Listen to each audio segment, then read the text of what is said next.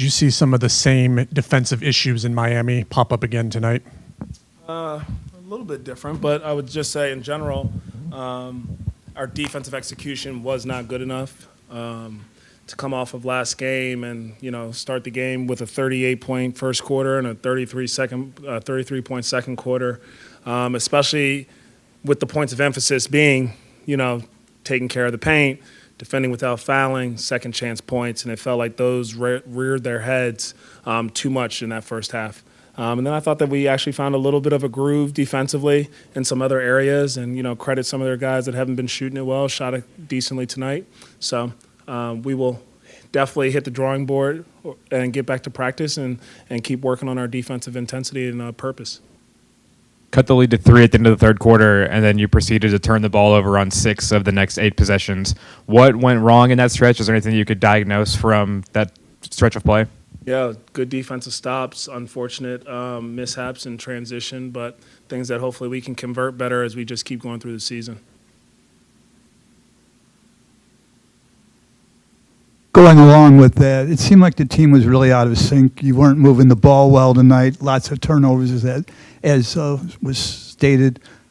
What did you see from your team, especially on the offensive end tonight? Yeah, I think that we definitely didn't have that extra gear that we had been playing with the last few games. I don't know, coming off that road trip or what it is, but we got to be able to find that juice. And I think that half of it starts with being able to get stops. And when we get stops, we're usually out in transition and playing with the pass and playing confidently.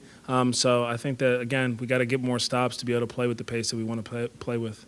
Do you think some players needed to get more shots too? I know LaMelo, I think, got 19. Miles might have gotten 15.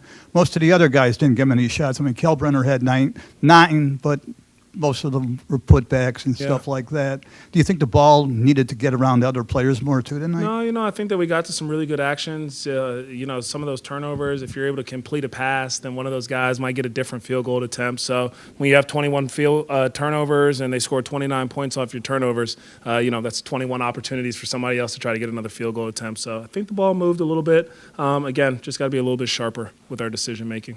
Started Sion tonight, obviously. Plays a Colin, I guess. What made you decide to do that? And is that something that you do more in the future, or just that game-by-game kind of thing? Yeah, I think that we've been switching up our lineup depending on some of the defensive matchups that we had, or just trying to find that right balance with our team, maybe to give us a little bit of pop off the bench or something. So I think Sion's been playing really well, earned an opportunity to start. His physicality defensively, and then how we could match up everybody else, thought made some sense for us. And so definitely don't think that it was the starting lineup that hurt us tonight, though. A couple rough games in a row for Tajon. Talk about kind of what you want from him in year 2, whether that's offensively and then on the defensive end as well. Yeah, his points of emphasis are defensively, to just try to bring some type of impact there. I think, the guy on the ball is always the most important thing that we talked about. Understanding who you're guarding and what your shift activities should look like. Am I on a guy that's a hot shooter, normal closeout, or a cold guy? And then rebounding. I think he's had some really good, physical defensive rebounds. But when he's in there and he's active, his length and activity can really change our defense. So defensive impact, number 1. And then offensively, catch and shoot threes, and then quick decisions. If the play isn't to shoot, the next decision should be how do I keep connecting the team and getting to some after actions. And his hit unders, I think, have been pretty good. So I've seen some good strides there, but like you said, a little bit of a rough evening tonight for him. Can you talk about the importance of these natural growing pains for the rookies, where Kalk is guarding Bam Adebayo one game, then Joel Embiid, then Nick Claxton, and then you have Con Knippel guarding faster backcourt players and bigger backcourt players? How much does this kind of help their progression going forward? Yeah, I love it for these young guys to be able to get different experiences. It's going to help them down the road. You're not going to see the same matchup or the same style of play every night, and so it's going to ultimately benefit them. And I think that they've stepped up to the challenge in a really good way. And you see them competing, and whether things are going well for them or not, there's like a never say die, a never quit attitude to them. They are really trying to impact the game. So I love all the different looks that they're able to get right now. And I think they're going to continue to grow, and they're going to thrive in these environments as they keep growing. Miles Bridges shot over 50% on opening night, hasn't shot above 40 since, including tonight where he shot 40%. Is that just because of being a make or miss league, or is there something you're seeing out there on the court that you feel like is attributing to the lack of efficiency? Yeah, I think that he gets some decent looks in the paint. We got to figure out how to get him a couple more around the basket. I do think like a couple of those empty corner pick and rolls have been good for him.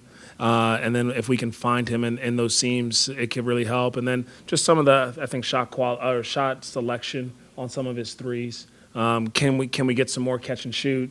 Can we get him less of the off the dribble ones and pick and roll? But I think that he's gotten some decent looks, and he'll knock them down as he keeps kind of playing. It's always interesting when you have to guard like the other team's primary creator, and he's in a lot of actions, and defensively that wears on you, and that physicality, and then trying to take it to the other end, at times it can wear on you. And just thoughts on LaMelo's offense and defensive game tonight.